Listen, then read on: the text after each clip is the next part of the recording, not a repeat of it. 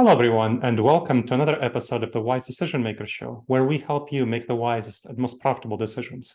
My name is Dr. Gleb Tsipursky. I'm the CEO of Disaster Avoidance Experts, the future of work consultancy that sponsors the Wise Decision Maker Show. And today with me is Brenda Bown, who is the CMO of Service Cloud at Salesforce.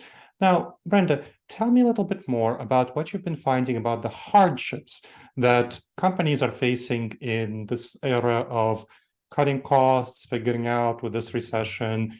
How does that impact hybrid work and remote work in particular? Tell me a little bit more about that. Well, first of all, Gleb, thank you for having me on your show, and nice meeting you. And yes, you're completely right. I mean, we've heard about these hardships from our customers.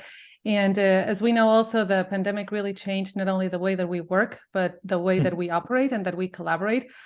So what we hear is that organizations are strategically navigating today, reducing costs in this economy and labor market. And they're also looking at consolidating their tech solutions to drive that efficiency and that growth that they need to deliver.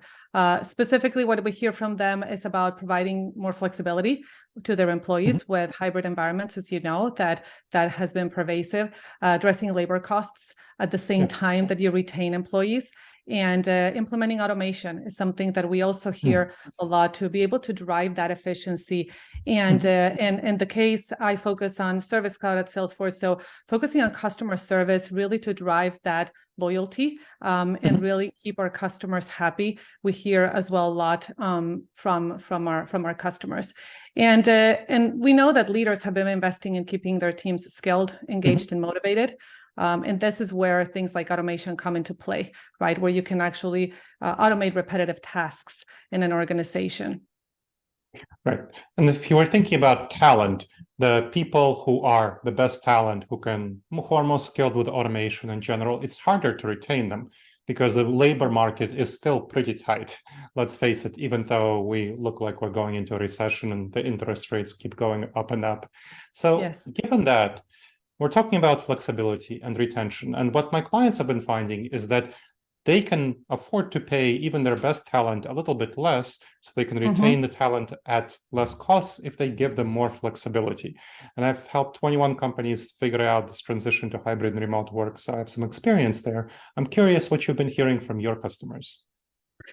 We've been hearing the same, Gleb, as far as asking for that flexibility. We're also hearing about things that can help them be more productive. So the other way to keeping and retaining talent is not only keeping them engaged and happy and skilled and investing in them, but also helping them be more productive in the work that they do, so their satisfaction goes up.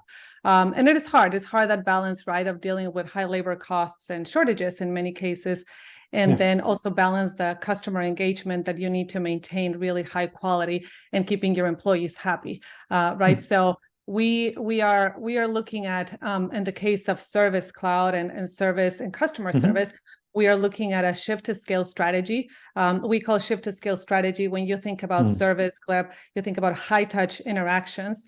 And when a technician comes to your house to fix a particular appliance, or low touch or no touch interactions, which is when you engage with a bot, right? So I think that employees play a key role in all that continuum of engagement with customers. And we see, when we think about helping our customers shift to scale, is going from high touch interactions to low touch interactions. So you can really automate the things that are repetitive and that don't require a lot of specialization. And you can focus on those high value engagements that also keep your employees happy, right? And keep your employees engaged with customers. And we really see this strategy as a way to really harness the potential of the technology investments that an organization has, at the same time that employees continue to be engaged with their customers, continue to shine in what they do best, and really focus their efforts at the same time that we gain efficiencies. Now, when we're thinking about automation, of course, the more skilled customer service professionals are the ones who can work best with automation. And I know my clients sometimes worry about workers who work in a hybrid setting and who work in a remote setting, maybe not being able to pick up some of these skills, maybe not being as innovative. So what have you heard about that, and how do you balance those, the ability to innovate and the ability to really provide quick customer service, to be collaborative, against the value of offering flexibility to retain talented employees? I think automation is one of those very malleable innovation pieces in technology that has evolved over time and has become even more relevant because it really applies to whatever the company needs. And automation meets companies where they are, meaning every company looks at their business processes and looks at where can I automate that it would add value for my company, that can benefit my bottom line, keep my employees happy while I scale them and focus them on things that are high value for them as well, and then ultimately provides a great customer experience, right? So I do believe fundamentally that automation allows more work to be done in a remote or hybrid setting, because with automation and intelligence, companies can really look at being strategic across their customer engagements. And I'll give you a couple of examples. Gleb, GE Appliances is a customer that we work with, and they have been able to really build trust in a remote environment. So they swapped transactional experiences in the case of customer service for service-oriented ones that really continue to build that customer trust and consistency across every touch point that they had with their customers, from customer support calls to field technician visits to email check-ins, right? I mean, because we build with our customers a connected experience. And at the same time, the company cut an average handle time of 12% by freeing the customer service agents from repetitive tasks. So it's very quantifiable. And ADT is another great example, Gleb. So ADT has leveraged automation and intelligence to really drive cost savings at the same time that they deliver that faster customer support and they increase that agent productivity. So they use a technology called virtual remote assistance, and they were able to move 40% of their service appointments, of their truck rolls, so sending a technician to your home, to virtual. So that is just an example of, to your point, of being productive with a virtual and hybrid setting at the same time that you benefit the bottom line of your company. Now, we've been talking about employees, but when we're thinking about customers, of course, many more customers work in a remote and hybrid setting.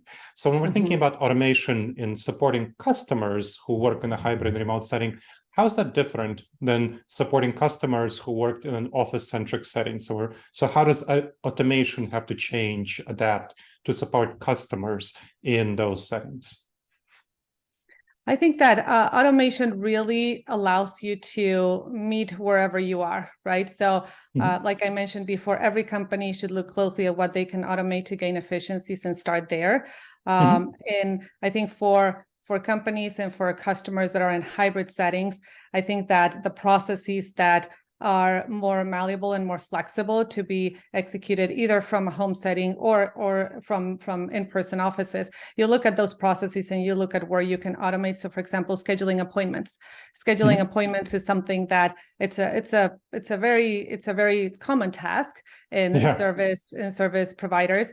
And you can automate those scheduling appointments. So the person that is dedicated to scheduling appointments, which is probably working from home, you will automate some of those tasks, and that person can focus on looking at, okay, what is the next value chain step that I can do with my customers, and focus more on the customer experience, right? So we see in many cases call centers and contact centers, right? Like right now, they're a lot more diversified. Not only you have like the in-person contact center, but you have people that are dedicated to their contact centers working from many places in an organization.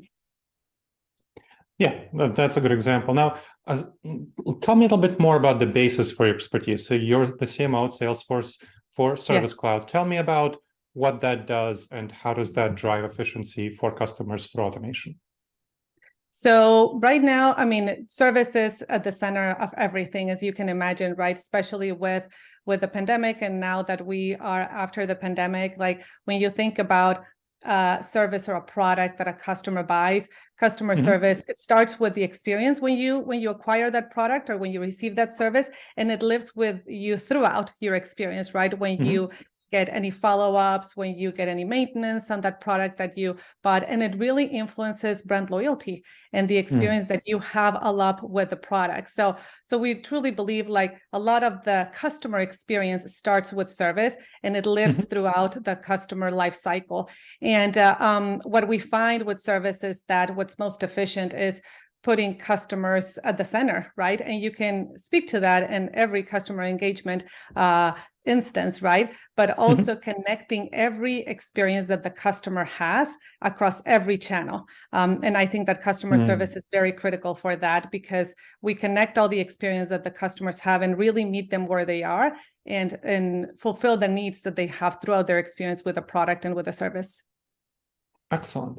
Well, as we wrap up our conversation, is there anything else that you haven't shared about hybrid work, remote work, efficiencies in this time of recession, automation, the Service Cloud, anything you want to wrap up with? I think that I think that the only constant right now it's change, right? So we have gone through a period of change, and right now it's flexible schedules that we're looking at, is wellness benefits, is career development opportunities.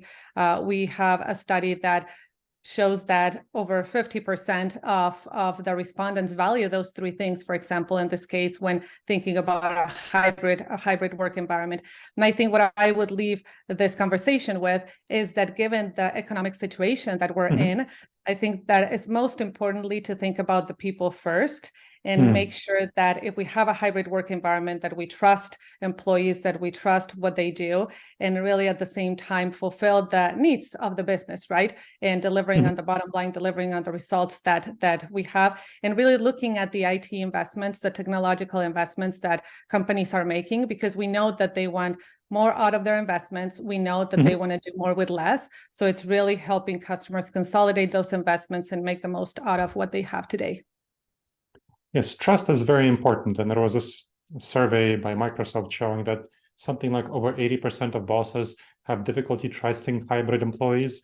So I think trust combined with what you said about accountability, that is the key, where bosses don't know how to hold hybrid workers accountable very well. And of course, automation can help with that.